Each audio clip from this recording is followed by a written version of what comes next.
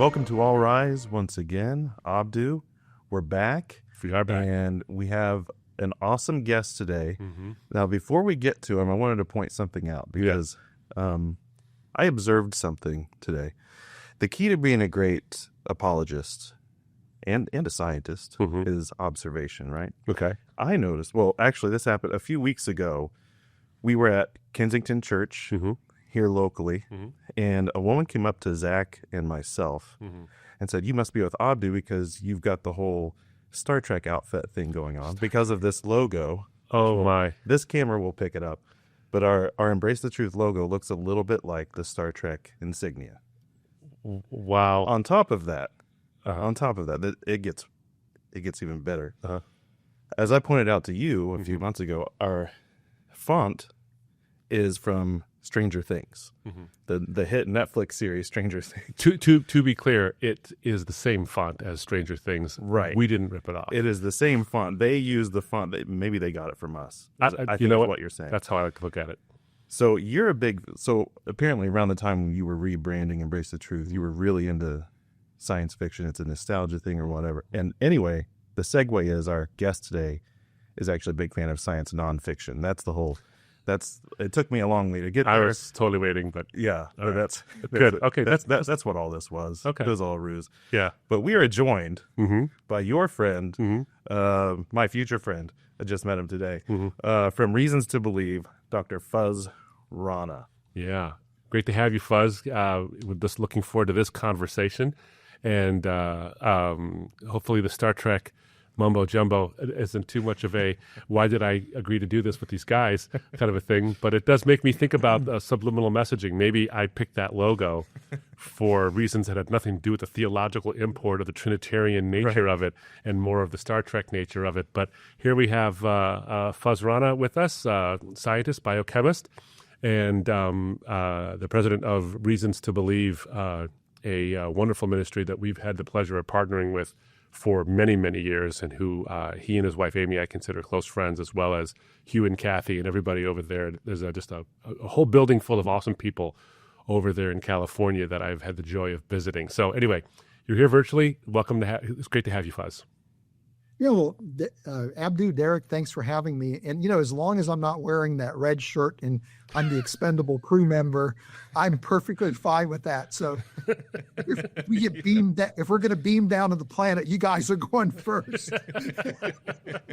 Yeah, well, so far so good. We're all wearing blue or some derivation thereof. So that's good. Yeah. That's good. Good stuff. Wow. That awesome red shirt, man. Yeah. All right. Well, congratulations on a very creative intro. Yeah. I'm very proud of you, Derek. Wow. Yeah. That will be my only contribution this whole episode. So, all right. Yeah, but today, so we had this topic came up recently. We've been wanting to have Fuz on for a while, specifically when this came out, that the 2024 Nobel Prize in Physiology or Medicine was awarded to Victor Ambros and Gary Ruvkin for their discovery of something called MicroRNA. And this had major implications for something that was at least previously referred to as junk DNA. And so I just wanted to start off, maybe give us some context of like what were they awarded the prize for, and we want to get into maybe some of the history of this too, because it's a long conversation that's taken place at least since the 70s, maybe before, of what this stuff is. So what did they find that was so? Well, I mean, we can first start with maybe the Nobel Prize, and then we can get into the junk DNA idea. Subsequently, if that's how you guys like to unpack it. But I think in the early 2000s, about the time that the human genome first draft sequence was being reported, Victor Ambros and Gary Ruvkin, who were, I think, postdocs in the same lab, were working on a project where they discovered these microRNAs. And just for context, a typical messenger RNA, which is part of the process in which proteins are produced in the cell, may be about 300 base pairs or genetic letters in size. These microRNAs are encoded in a gene, but when they are produced in the cell are about 22 genetic letters in size. So they're very small RNA molecules, that these two researchers discovered a single gene that produced a microRNA that seemed to play a significant role in the development of a nematode, a typical laboratory model, C. elegans. And when they made the discovery and reported it in the scientific literature, nobody paid much attention to it. It's just like, this could be just some novelty that these guys are discovering. And it was really later, a few years later, I think it was Gary Ruvkin who discovered another microRNA molecule and then showed that gene shows up in plants and in animals. And then it was like, this is actually something that's occurring ubiquitously. And it now turns out that there's about 1,000+ genes that encode distinct microRNAs in the human genome. And wow. These are playing a key role in what's called gene expression. So it's critical to understand cell physiology. It's critical to understand development. There are diseases that are implicated in malfunctioning microRNAs. So this is a really big deal because they, in effect, revealed through this discovery an entire process of gene regulation that went unknown. And so this is referred to as post-transcriptional gene regulation, and we can unpack what that means. But this was a well-deserved Nobel Prize, to be certain, because they literally uncovered with their discovery something that nobody even realized was going on. But the implications for the design argument are enormous because it's part of that mounting evidence that so-called junk DNA is actually playing a critical role in the cell. So just before we go on to what junk DNA is and the regulation and what that specifically means, when you said that, it's microDNA because it's got a small number of base pairs that make it up. So a lot of our audience will know what a base pair actually is, but some of us don't, or the letters you refer to. That's the H, A, C, G, T kind of stuff. So give us a very brief understanding what that is. Yeah, and so just here's a little primer on molecular biology. And the way to make sense of this is to recognize that in the cell, there are these workhorse molecules that do everything. Mm-hmm. And these are called proteins. Mm-hmm. So even the simplest bacteria has well over 1,000+ unique, distinct proteins that are all working collaboratively to carry out the cell processes. And the information needed to make those proteins is stored in a molecule called DNA, which everybody is familiar with. Mm-hmm. And a region of the DNA molecule that codes the information to make a single protein chain is called a gene. Mm-hmm. And that gene is made up of a sequence of what are called genetic letters, mm-hmm. A, G, C's, and T's, right? So just like a sequence of letters is used in the English language to spell out words, same thing in DNA, you have a sequence of genetic letters that are used out to spell out biochemical words, which happen to be these molecules that carry out different activities in the cell. Just for some context, there's about 20,000 genes in the human genome that code for proteins. And because of the way the proteins are produced, there's probably easily 30,000+ proteins that are necessary for human beings to function. If even one of those isn't working, you've got a disease state, mm-hmm. or it could even be fatal. So these are the workhorse molecules. Now, the way that these proteins are produced is through a process called transcription and translation. So like a transcript is a copy. So the gene is read by the cell's machinery, and a copy of that is made. That's called messenger RNA. Mm-hmm. And so typically that's going to be 300 genetic letters plus in size. It then migrates from the nucleus of the cell to a thing called the ribosome, and then it's translated. Just like you convert one language into another, you're converting the language of the gene into the language of proteins. Mm-hmm. And so proteins are produced.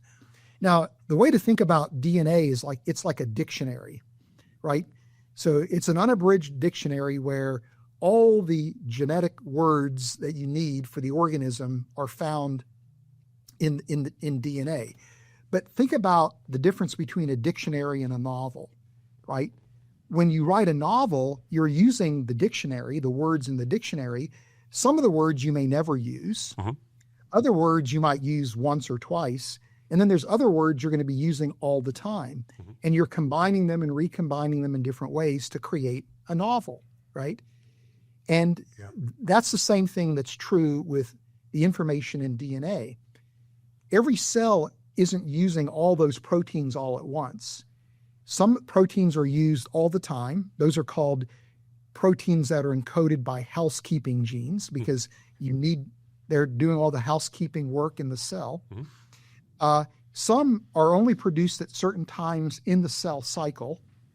And then during the course of development, where you have a single cell that eventually turns into a full-fledged organism, we have probably about 1 trillion cells in our body, and there are 210 different cell types. So during the course of development, that single cell gets changed into a wide range of different cell types. The different proteins are used at different times during that process of those cells developing.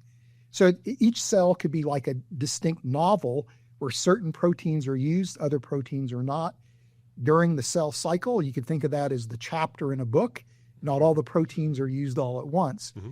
And so the way in which the cell controls all of this is through a process called gene regulation. So nearby the coding region of a gene are these regulatory sequences. You could think of them as on-off switches and volume control knobs. Okay. So if the switch is on, that gene is going to be expressed. If it's off, it's going to be silenced. And if it is turned on, depending on where the volume control is, you're going to have more or less of that protein produced. And so everybody thought that the way that gene regulation worked was by controlling how much RNA was produced. Mm-hmm. If a protein is going to be produced at a high level, a lot of RNA is going to be produced. If it's produced at a low level, a low amount of RNA. Pretty simple concept. Mm-hmm. Well, what Victor Ambros and Gary Ruvkun discovered is that there's another aspect to translation, that once the RNA is produced, before it gets translated into proteins, it can actually either be destroyed or just simply shut down. And this is where the microRNAs play a role, is the microRNAs control that second aspect of gene regulation. So they're either targeting RNA molecules for breakdown or they're inhibiting those molecules from being translated. So that's the really big deal. So maybe more than you bargained for there, but my attempt at trying to make this accessible at least, or somewhat understandable. No, I think that's perfect. I mean, to understand the enormity of why this is Nobel worthy, you have to understand what it actually is doing and why it's a big deal. It's not just something somebody found that's kind of interesting.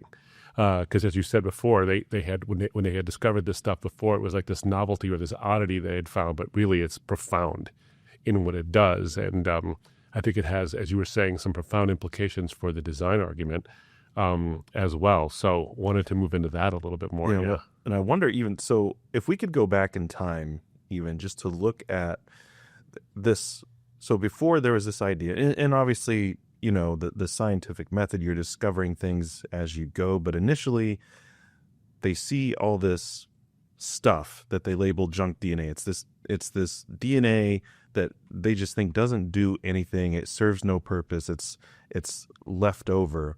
And I'm wondering what was it that they saw that they thought this is there and it's not doing anything?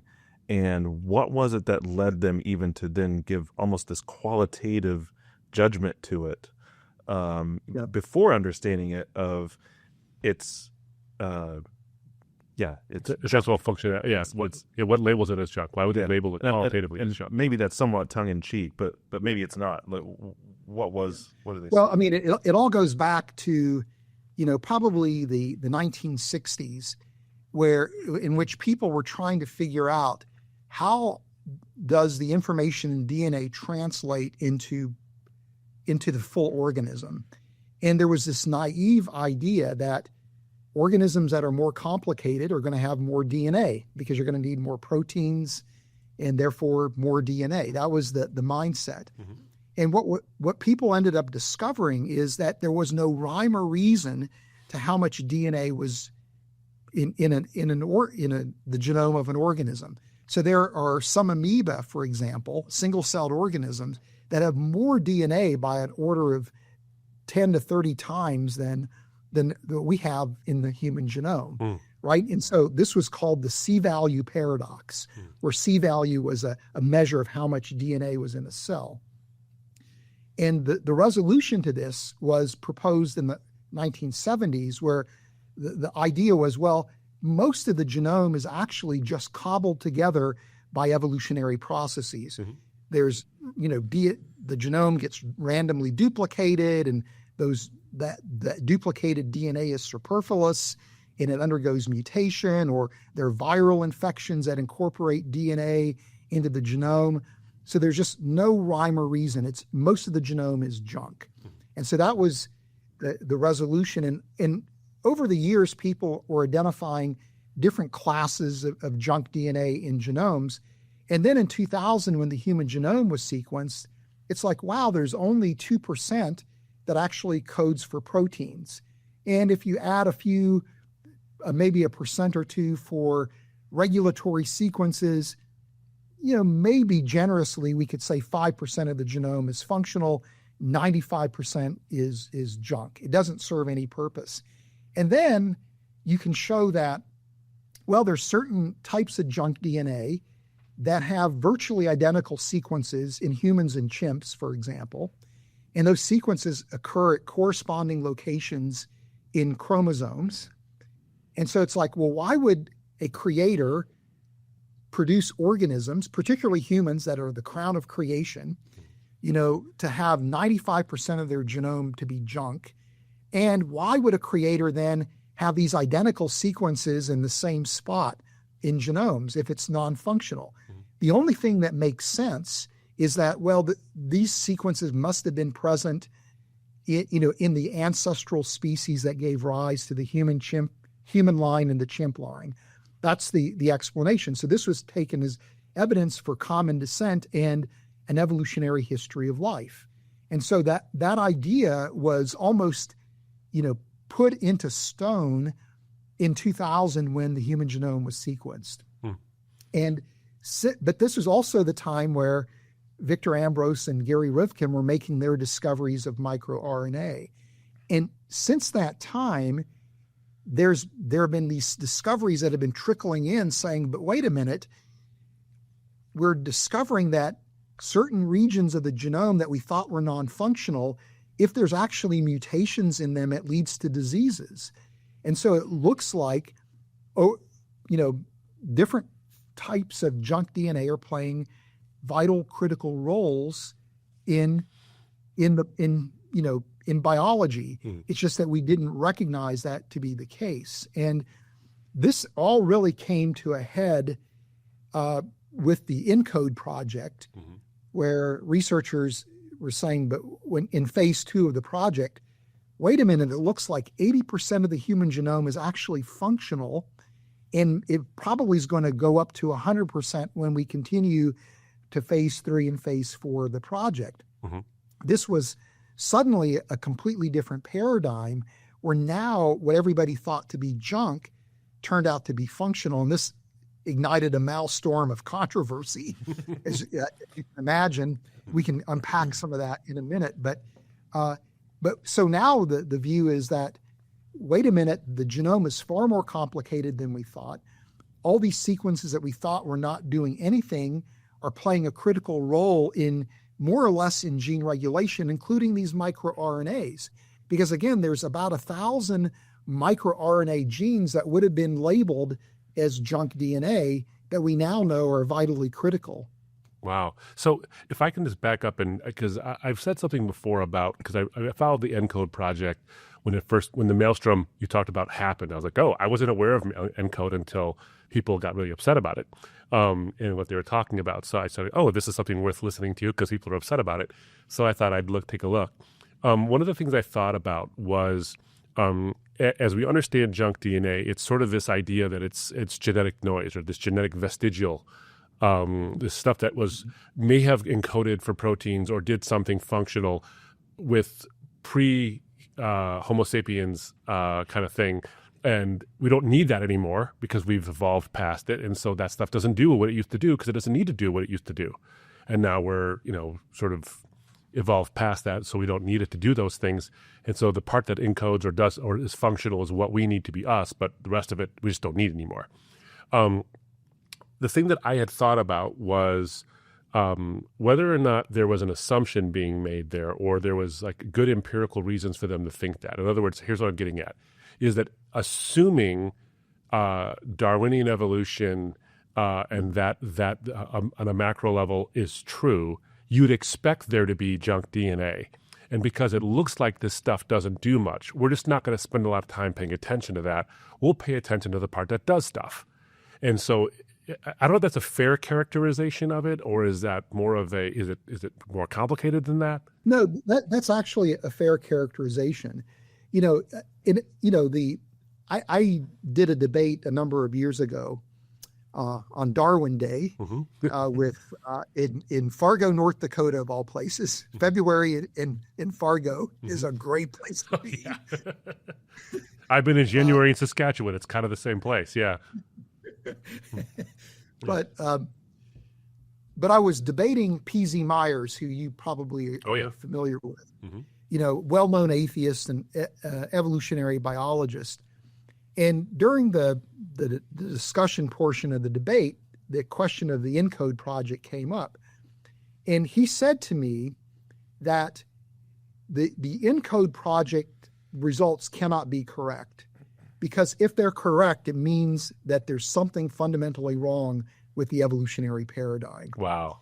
Now, this is really bizarro world stuff. Yeah. Right? Because what it means is now we have a theory essentially adjudicating the quality of the data versus the data adjudicating on the theory. It's upside down science. But this is largely the complaint against ENCODE. And to your point, we had this C-value paradox, and the resolution was junk DNA. And then it's like, oh, of course, evolutionary processes are just going to cobble together this non-functional DNA. That's what we would expect. And so the problem that within the results of ENCODE is that if it's true, it means we don't now have an answer to the C-value paradox.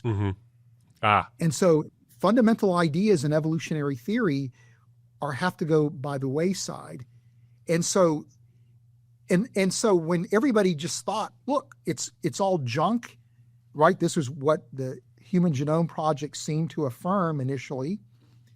Why study it, right? Why study these sequences?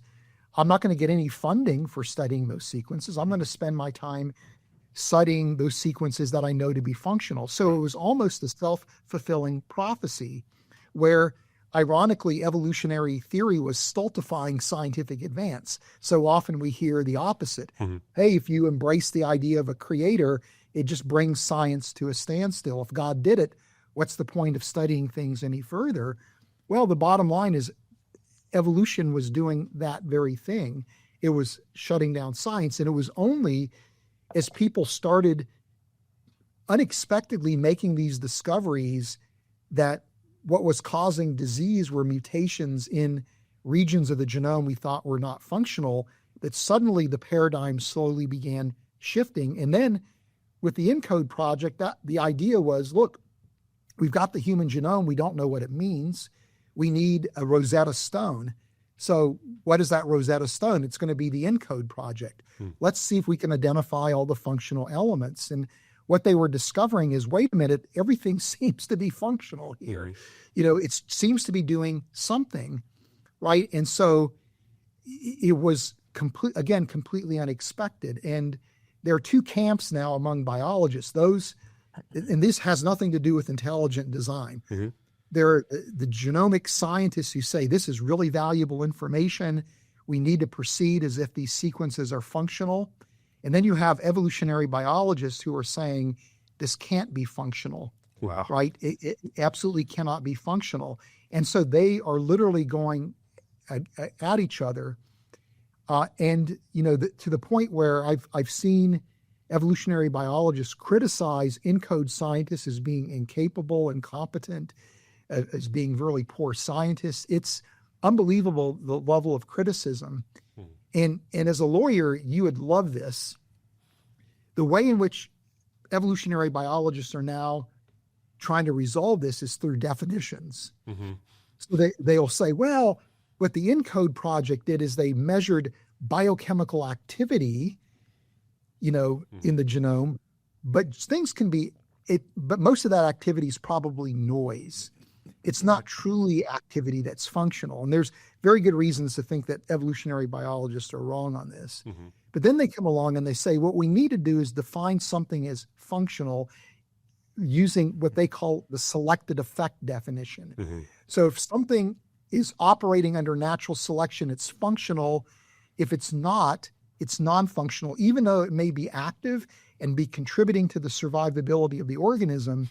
If it's not being selected, it's technically not functional. That's and so circular. then they argue. Sorry. Oh yeah, very circular. It's a theory-laden definition. Mm-hmm. So instead of it being a causal effect definition, and so then they argue, well, really 8% of the genome is under selection, therefore 8% is functional, and that 80%, that's just measuring biochemical activity. So it's fascinating to see that, but there's no other area in science where you employ a definition other than the causal effect. If something does something, it's functional. If it doesn't do something, it's not functional. That's, how most of science operates. Yeah. And so what you have is this specialized definition of function to retain the evolutionary paradigm, when in fact there's what's being exposed with ENCODE is fundamental problems, I think, with the way we're thinking about genomes. So I just want to sort of unpack a couple of things just to make sure that it's crystal clear, because I interjected and said it's circular. You agreed with me. I want to do two things on this, though, because I want to make sure that our audience understands. When we talk about this definition of functional as being a product of selection, why that's circular is because the whole idea of Darwinian evolution is random mutations being acted upon by natural selection, which has no prevision in mind. There's not like an end goal in mind of this thing. And so when you define functionality by whether or not it's selected in a natural selection way, you're presupposing natural selection, which actually is the point of what the ENCODE thing is trying to say, or the data is pointing to, is that maybe natural selection isn't at work. Oh, no, it's got to be, because the only way it's actually functional is if it's natural selection. And why? Because we said so. So do I have that basically fair? Yes, okay. Yes, you do. And it's interesting because it's not just the ENCODE project that's weighing in on this. There's all kinds of other studies that people are engaged in that are drawing the same conclusions as the ENCODE project, right? These are piecemeal studies, but collectively they're pointing to the same conclusion. So there's further affirmation to the point where you now pick up journal articles and people might be studying, let's say, endogenous retroviruses or pseudogenes, and now they're taking the posture, these things are probably functional. We just need to roll up our sleeves and try to figure out what it is, versus even 10 years ago, these things are not functional because they're pseudogenes or they're ERVs or some other, sequences. So there's a completely different mindset afoot. But there's another famous atheist who's an evolutionary biologist type, Larry Moran, who's at the University of Toronto, and has a blog site called Sandwalk, I think, which was a path that Darwin took when he was trying to think through ideas. He would take a walk on this thing called the sand path or something, Sandwalk.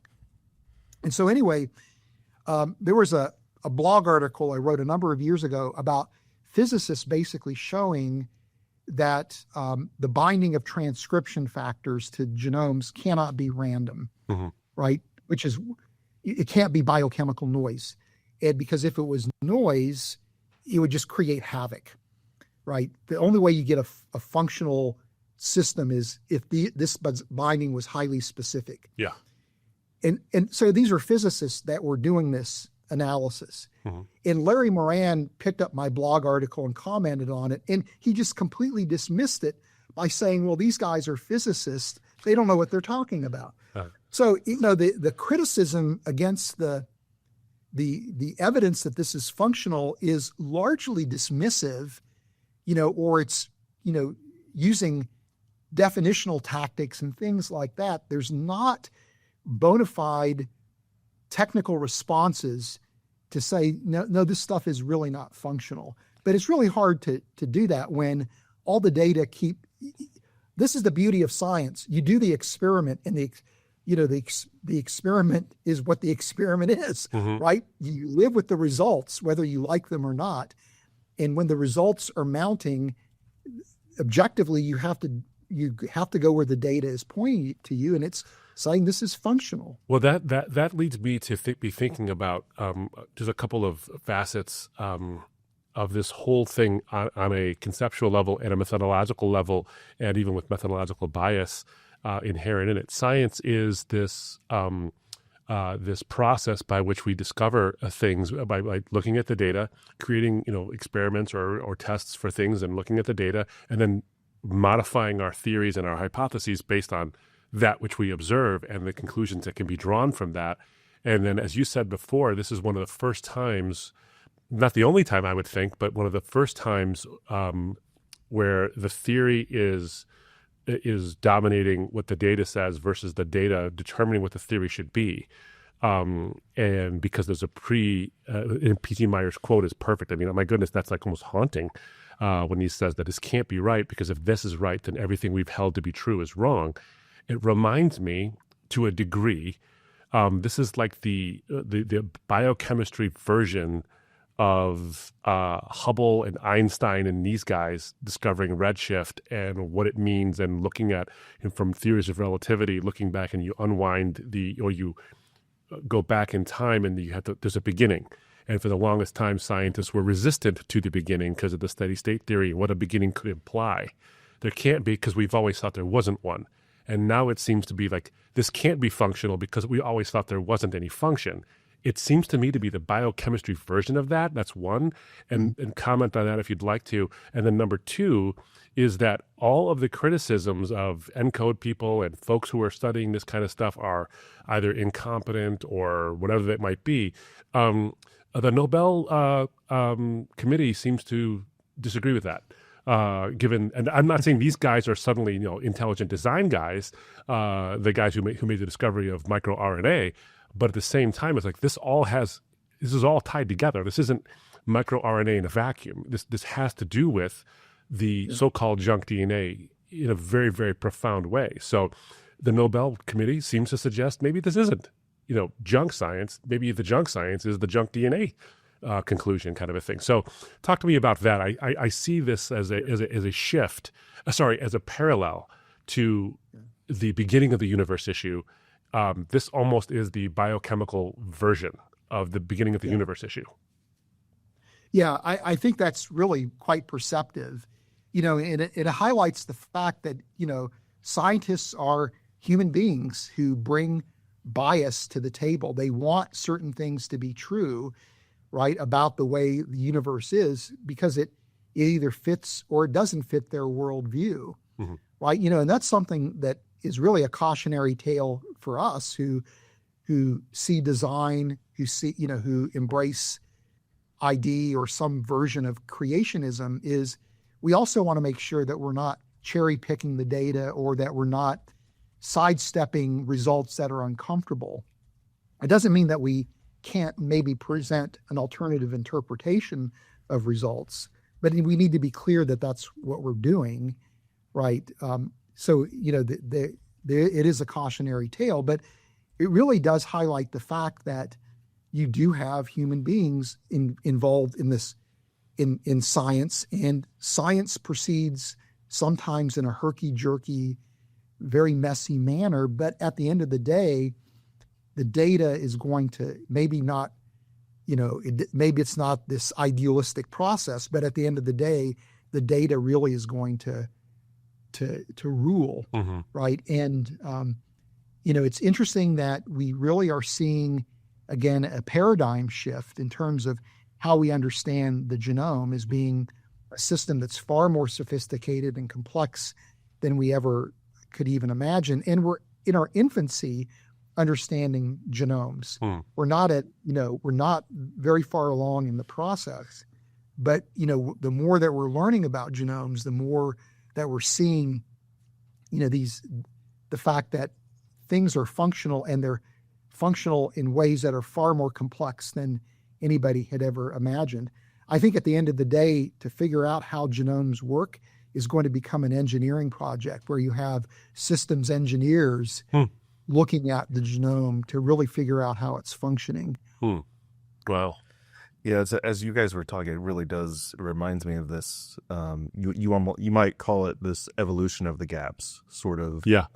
We don't know so, which is funny, obviously, because people will know God of the gaps is something Christians are often accused of, for thinking that, for maybe their presupposition being that somehow God is involved in this, and if it's mysterious, we plug God in there. Which, like a lot of people point out, I've not met a Christian who's a scientist that does that. Yeah, I don't know anybody who does that. I've known many, but I'm wondering, in the early, because you mentioned bias, and so a Christian coming to this, and something that Reasons to Believe has been very good at pointing out is there's a criticism that some more, let's say, materialistic scientists will have against the Bible, and saying it has no predictive qualities to it, has no predictive power, so it's of no use to the scientific method or enterprise.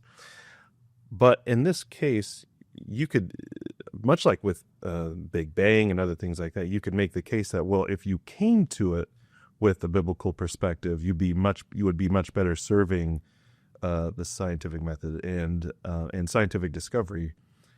In those early days, was there anyone other than Christians, I guess, saying there's something wrong with this? Was there any evidence that maybe we shouldn't be calling it that? Or was it really overall Christians saying, you know what, this doesn't seem right? And so in one sense, it was really, if you had a biblical perspective, that would have been great for science and all the good things that this could, because I would imagine this has implications for medical research and all sorts of things that we could have been learning and helping people with that we lost out on. Derek, that's a really interesting question and a really important point that you're bringing up. The second article I wrote when I started at Reasons to Believe about 25 years ago was suggesting potential function for junk DNA. And at that time, this would have been 1999, there was really nothing we could legitimately say to respond to the junk DNA challenge. It really looked like this was the death knell to intelligent design was junk DNA. Yeah. And I can remember writing in this article that my prediction is that eventually we'll discover that there's purpose for junk DNA. And I wasn't alone. There were other ID people and other people that held to creation perspectives that were offering a similar assessment. And so here we are, all these years later, where it turns out that that prediction is now demonstrated to be true, to be valid. And the basis for that prediction was this conviction that if there's a creator that's responsible for life and the history of life, that we would expect to see, clear evidence for design. We would not expect to see junk. And, it's not just in this junk DNA area, but other areas of biology that I see an evolutionary mindset really stultifying science, where, if you don't know what the function is, where you just assume this was just cobbled together by evolution, it's an evolutionary byproduct, it's it has no real meaning or purpose. And so people will just set aside biological systems as being just, add-ons, right? Yeah. Evolutionary vestiges, evolutionary byproducts. Mm-hmm. And then lo and behold, we come along much later and discover, oh, wait a minute, that was just simply the wrong mindset. No one has ever been disappointed by saying that these biological systems look like they are designed and probably have a function, even if we don't know what it is. And so that mindset, that design mindset, is always rewarded. The evolutionary framework oftentimes isn't. Well, sorry to interrupt you, Derek, but what you said just makes me think. I've said this oftentimes in other contexts outside of the scientific paradigm, is that it shocks me oftentimes, and it doesn't shock me in the sense that I didn't expect it based on a biblical worldview of human beings, but it still shocks me in the episodic nature. Like, in other words, when I'm talking to somebody, that the good news of the gospel seems like bad news to people.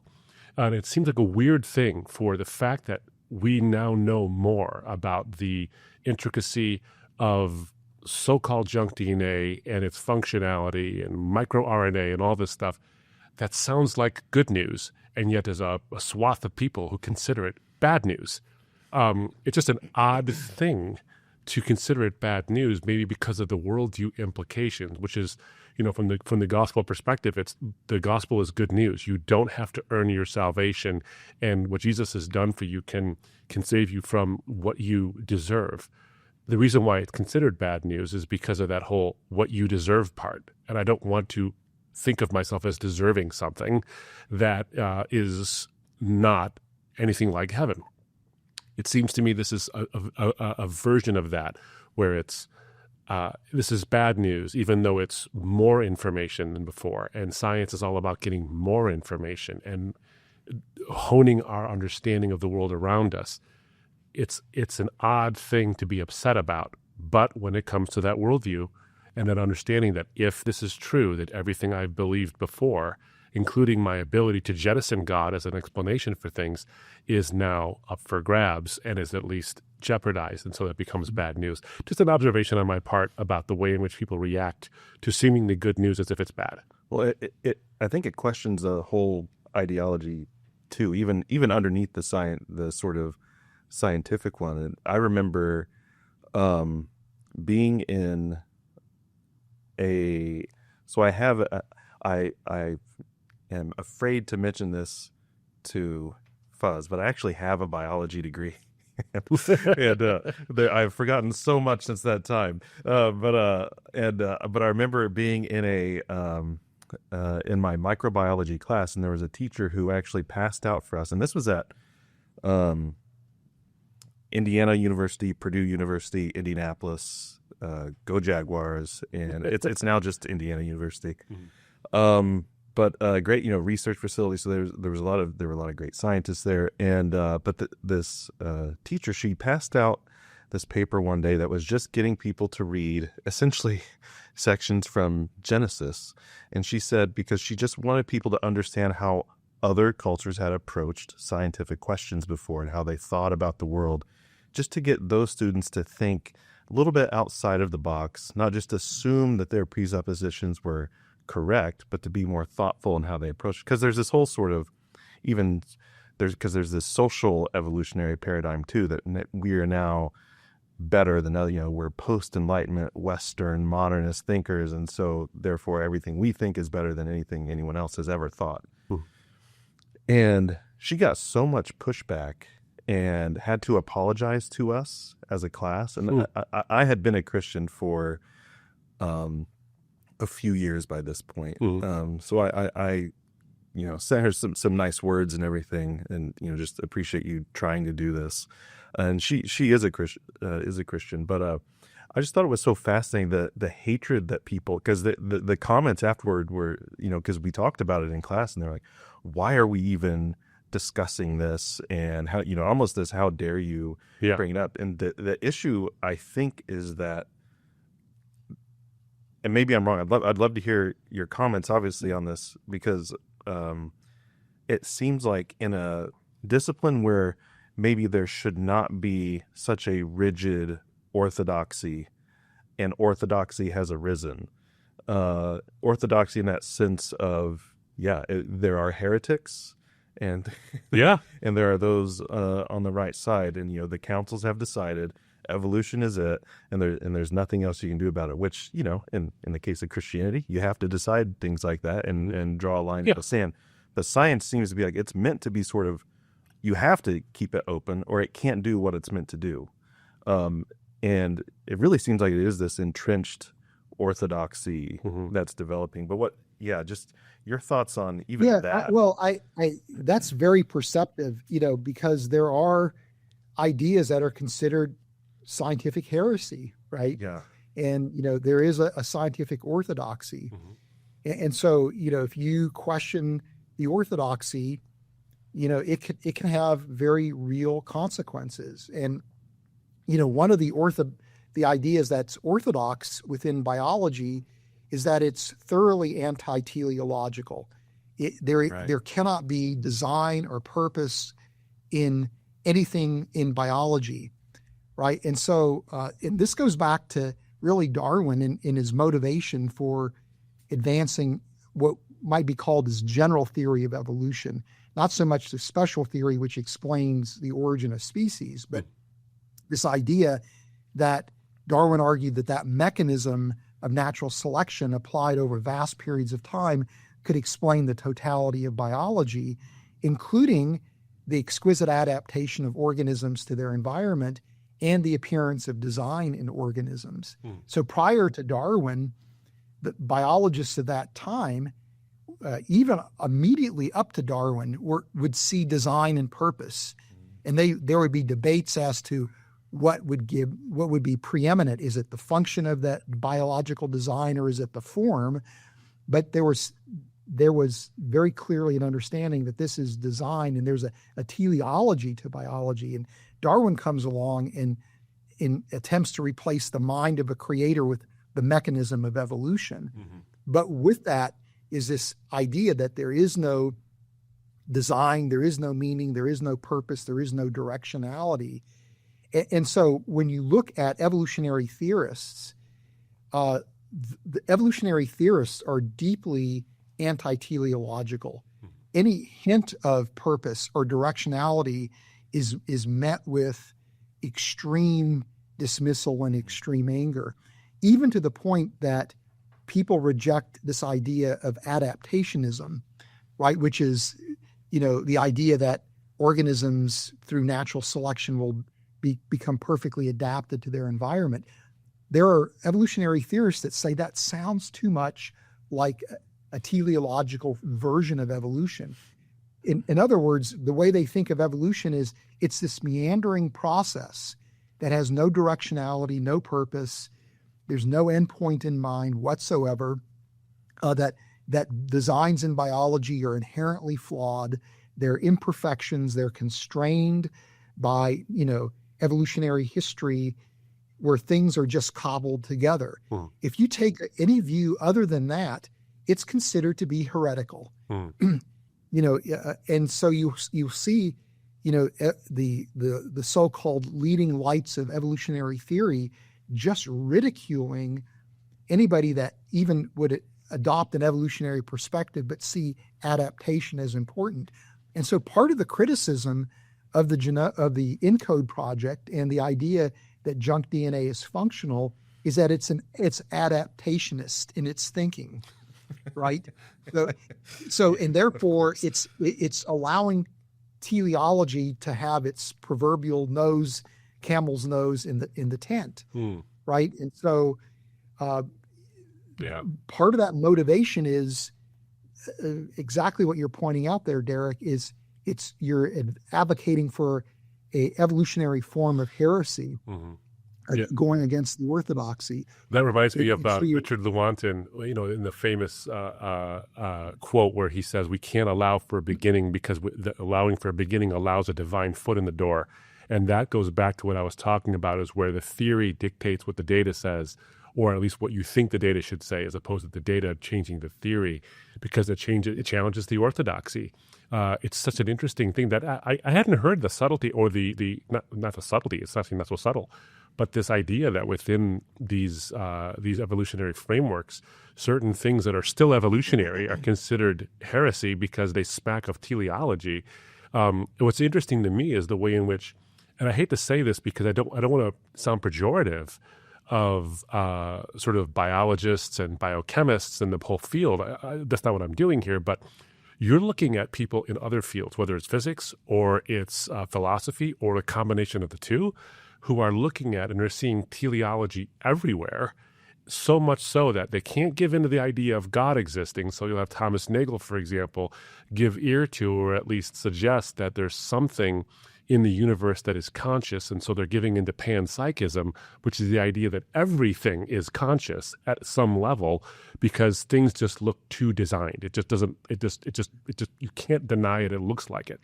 But we can't have a God be that. It's got to be the universe itself. So I get that, and they're trying to resist the whole idea that there's a personal God to do it. But the whole world seems to be at least giving a hat tip to the possibility that things are in fact teleological. And you have this community within the evolutionary paradigm that's saying, no, if it even sounds like it, we have to excommunicate.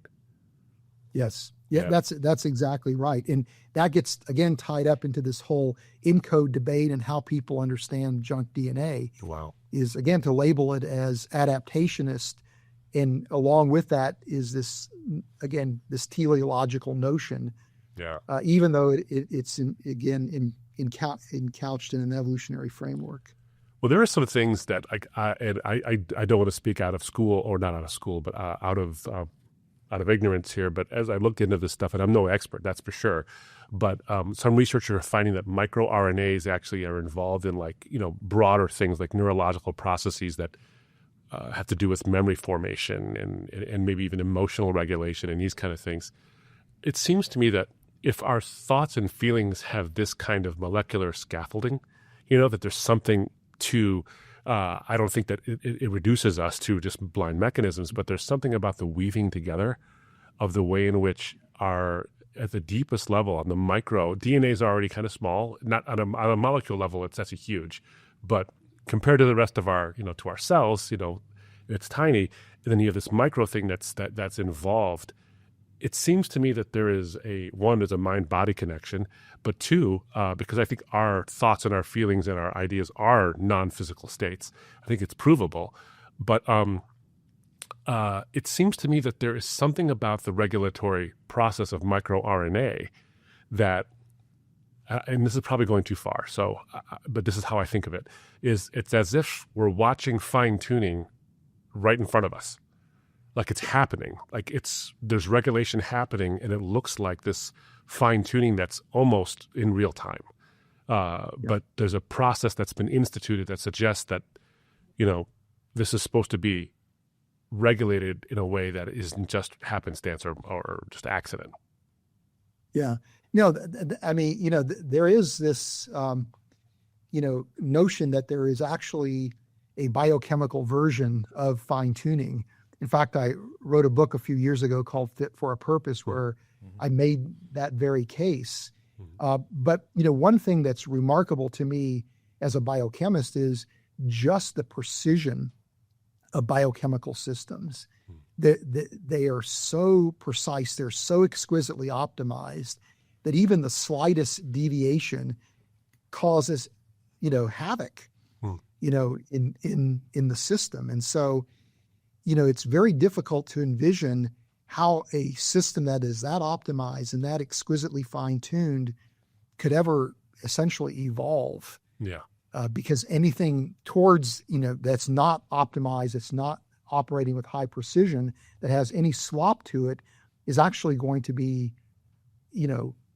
life would be impossible. Yeah. So it's either like all or nothing. But you're right, there's this elegance, this sophistication, this optimization, this precision that you see in every aspect of biochemistry that is just mind-boggling. And the more that you know about how biochemical systems work, even the more remarkable these systems become. It's not, just a perception that you get as an uninitiated person.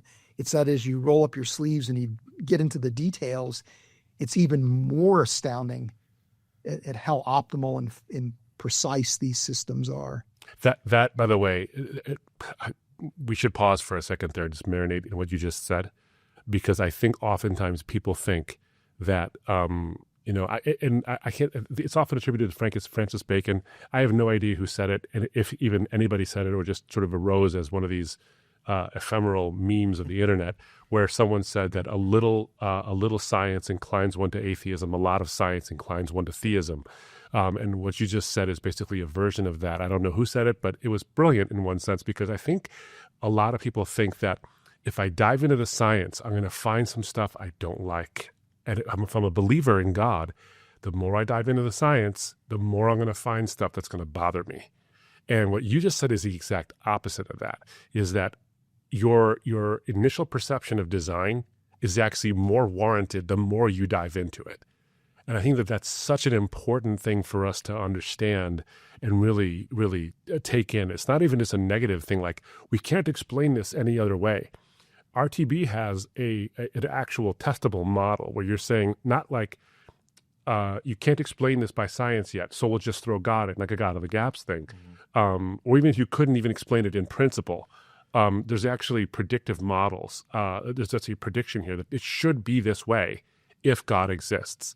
And we're finding it to be that way. So I think that is something worth marinating on for a second, because what you said was so profound. And I think a lot of people will be benefited from the fact that someone as accomplished as you and who knows the science and can read the scientific literature and sees it, and then sees what's going on with this like microRNA stuff as one example. The more you dive into it, the more remarkable it becomes. And this one last thing I want to say, but as I sort of wax on here for a second, but I just think of the words you use when you describe this. Words like optimize and functional and remarkable.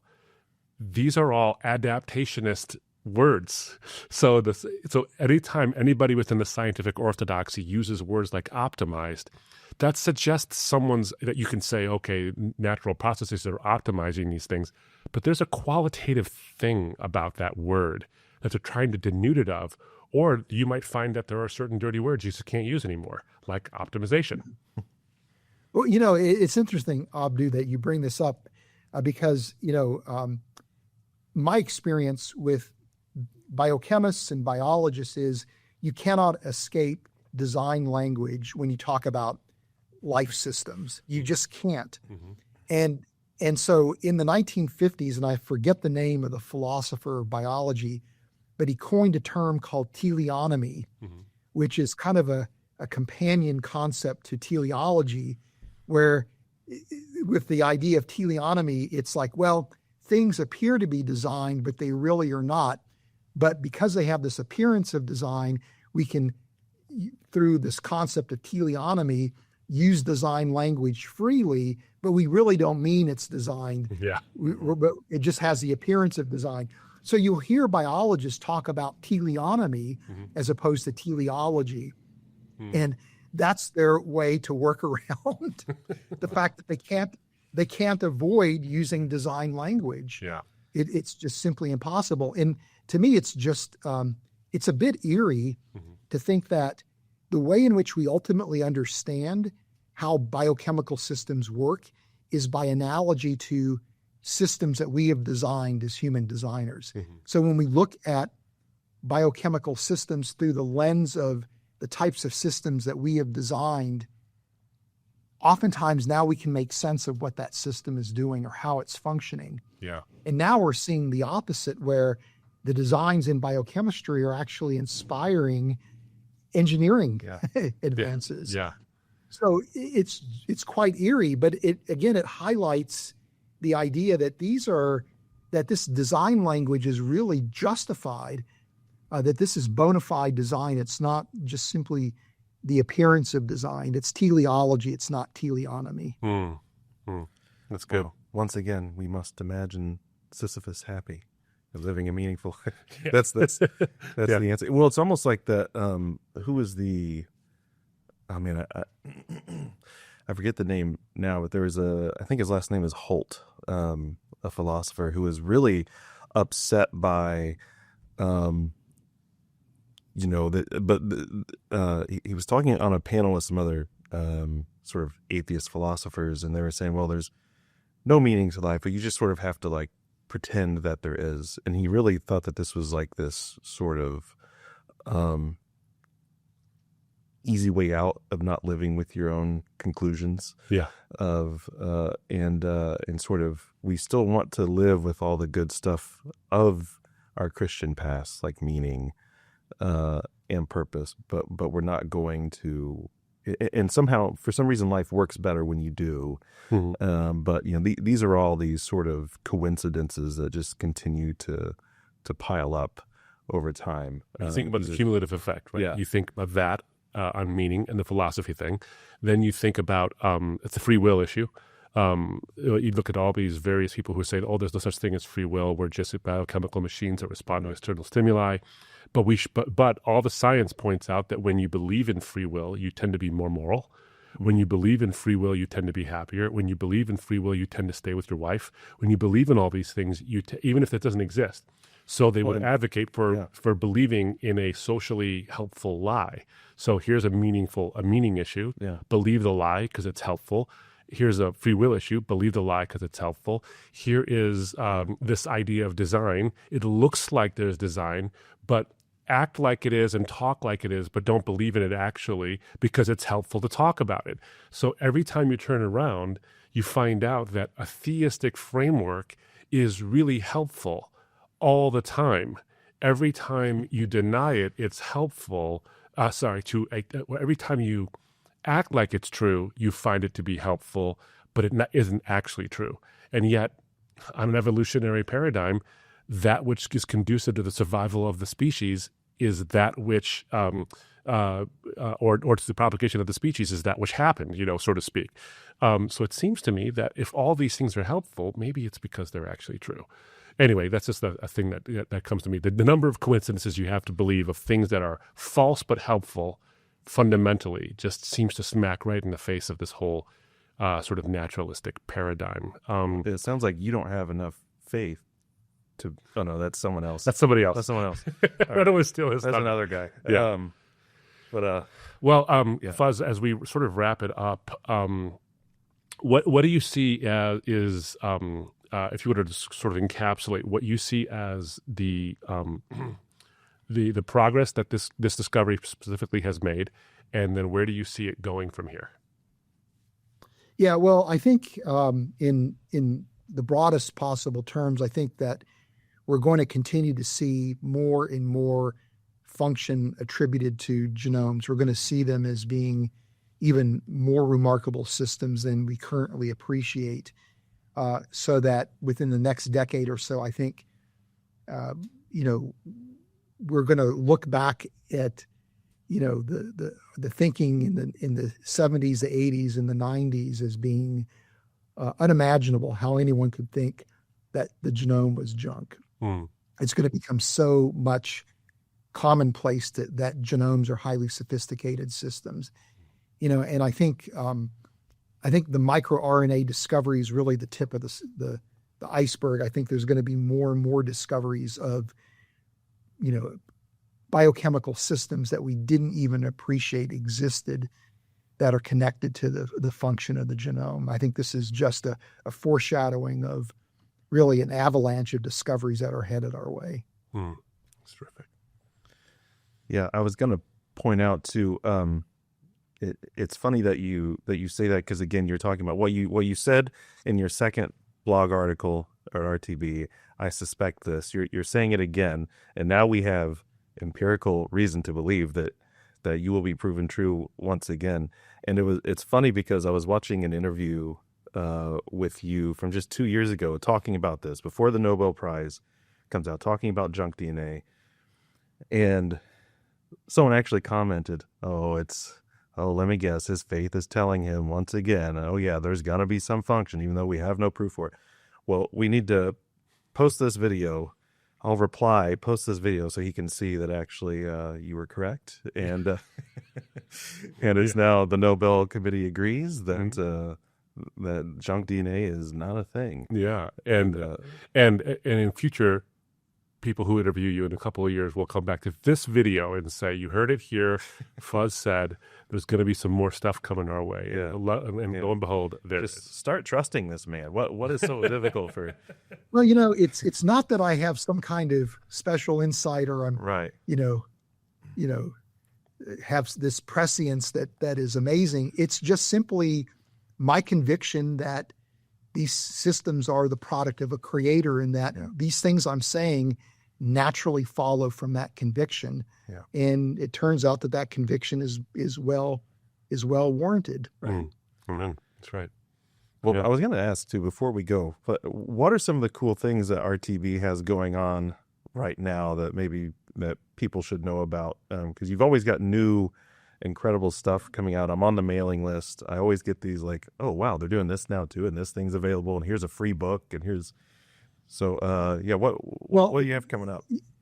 Yeah, well, there's a great book that was just released called Revealing God in Science, and I'm particularly proud of this book. I actually had very little to do with the book, but it's a collection of essays from 12 members of our scholar community who are scientists who talk about their faith journey and the role that science played. And it's being, the response is really, really positive. People appreciate the stories and the personal touch. So we're excited about that. If people want a copy of that book, they ought to go to our website, reasons.org, and they can secure a copy. And then Hugh in the fall has a book on the flood coming out called Noah's Flood Revisited. Nice. So that's going to be an exciting book. Everybody loves to talk about the flood. And I'm right now working on a project with somebody on our team named George Haraxon, who's a philosopher and an ethicist. And we're doing a book together called Should We Play God?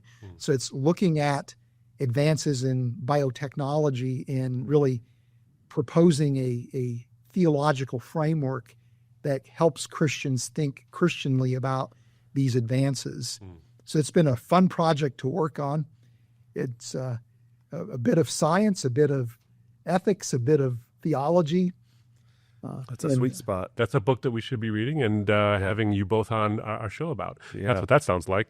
So that'll be fun. Exactly. That's terrific. Well, reasons.org is the website. We're going to put it in the show notes, obviously. And by the way, we found out, we talked yesterday or earlier today, actually, before we recorded this, that the majority of people who watch this podcast don't subscribe to the podcast. So you should be subscribing to it, doing the whole click like bell thing so you're made aware of it. And by the way, go to reasons.org and find out all that RTB has to offer and subscribe to whatever you can subscribe to get their stuff as well. All of it. Yeah. All of it, yeah. So that's terrific. Well, hey, thanks, Fuz, for being on. It's always so much fun to talk to not only you, but the entire team. They're always just a pleasure with all their various expertises, from physicists and astrophysicists like Jeff Zwerink, and biochemists like yourself, and astronomers like Hugh, and philosophers like Ken. You really got a well-orbed team over there that is just exciting over at RTB. So thanks for being on with us. Yeah, my pleasure. Yep. And Abdi, you have some closing arguments. I do. So, ladies and gentlemen of the jury, you've heard some remarkable things that I didn't anticipate were going to be said today, specifically the P.Z. Myers quote. So if you're just catching the end of this, make sure you go back and hear Fuz talk about his debate with P.Z. Myers, where he had essentially said, and this is the wrap-up, that the ENCODE project and the findings of it to find that so-called junk DNA actually has some level of functionality. We're finding more and more all along. It can't be right, because if it's right, then the Darwinian paradigm of evolution is upended, which goes to show you something that Fuz said earlier today as well, is that oftentimes the scientific endeavor is supposed to be about the data driving the theories. And what we're finding in some instances is that the theory drives how you interpret the data, or even just ignore it altogether, which is this conclusion, is that no one is immune from the post-truth virus. No one. Just because you put a lab coat on does not make you immune from post-truth virus. And the post-truth virus is basically where you elevate feelings and preferences above facts and truth. All of us, Christians, non-Christians, all of us are susceptible to this. And so we have to be careful and let the data drive the theory and drive the discussion. And the good news is that I think if we took a look at the data that is predicted, the data that is presented to us, and we would look at the Bible and say, this is what was predicted would actually be the case. So we see this more and more. Oftentimes you hear this phrase, follow the science, follow the science, follow the science. And it's a great mantra, but the reality is not all of us follow science, even those who would call ourselves scientists. And what do we mean? We don't mean follow the scientists because human beings are biased, human beings are flawed. We don't mean that. We mean follow the science, follow the actual data that is brought about by reliably implemented processes and protocols. And I think this is important because if we were to approach science with an open mind, open to not only a naturalistic framework, but a non-naturalistic framework, we actually might come to some really important conclusions a whole lot faster. Oftentimes faith has been chided as a science stopper. I recall a young man telling me that after a Q&A session where he came up to me and says, my big problem with you guys is that you guys shove God into all your explanations and faith is a science stopper, and that science is like a balloon in a room, and the bigger the science gets or the bigger the discovery gets, the less room in the room there is for faith, and soon the balloon will fill it all up, and we don't have room for faith anymore because we have knowledge. And it seems to me that if you were open to the possibility that there is a non-materialistic explanation for some things, and that maybe there is some level of design in the world, that we would come to conclusions about the functionality of the human genome much faster and much easier and much more readily than if we had denied these things in the first place. So much so that as the balloon of knowledge expands, it's not faith that gets crowded out of the room. It's ignorance that gets crowded out of the room. It's materialism that gets crowded out of the room. And the more knowledge we have, the more knowledge of our Creator we actually have.